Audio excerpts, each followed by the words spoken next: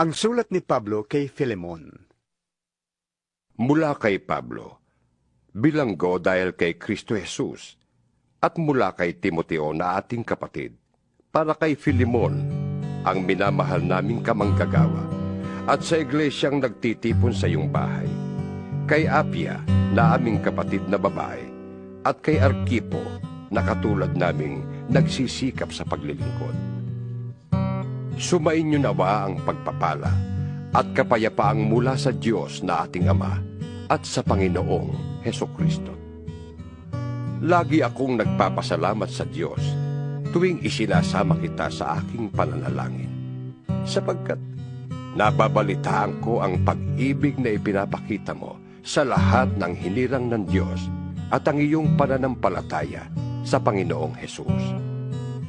Idinadalangin kong ang pagkakabuklod natin sa isang pananampalataya ay magbunga ng lubos na pagkaunawa sa mga kabutihang dulot ng ating pakikipag-isa kay Kristo. Kapatid, ang pag-ibig na yun ay nagdulot sa akin ng malaking katuwaan at kaaliwan, sapagkat dahil sa iyo, sumigla ang kalooban ng mga hinirang ng Diyos. Kaya nga, malakas ang loob kong iutos sana sa iyo ang nararapat gawin bilang kapatid mo kay Kristo. Ngunit, mas minabuti kong makiusap sa iyo sa ngalan ng pag-ibig.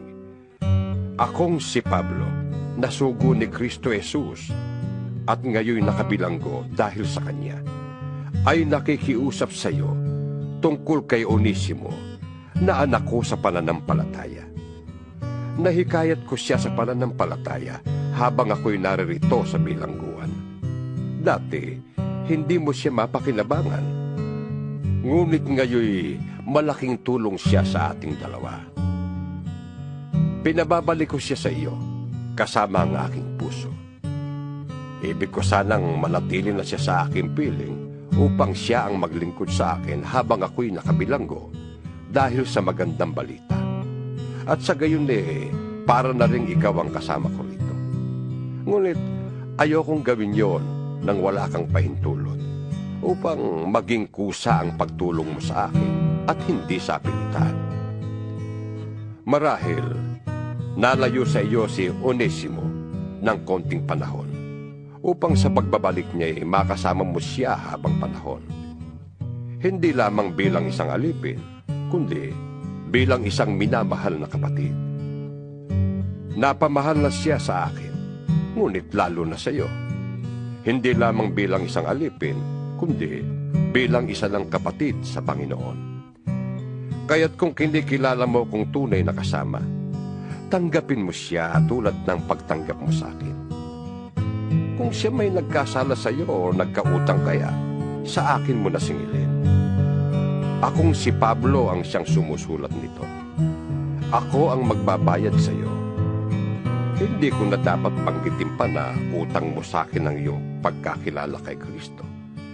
Ipinapakiusap ko lamang sa iyo, alang-alang sa Panginoon. Pagbigyan mo ang aking kahilingan. Pasayahin mo naman ako bilang kapatid kay Kristo.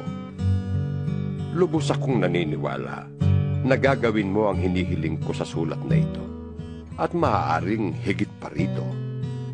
Ipaghanda mo rin ako ng matutuluyan, sapagkat umaasa akong loloobin ng Diyos na ako'y makakabalik diyan, gaya ng inyong idinadalangin. Kinukumusta ka ni Epafras, na kasama kong nakabilanggo dahil kay Kristo Jesus. Kinukumusta ka rin ni na Marcos, Aristarco, Demas, at Lucas, na mga kasama ko sa gawain. Naway sumain niyong lahat ang pagpapala ng ating Panginoong Hesukristo.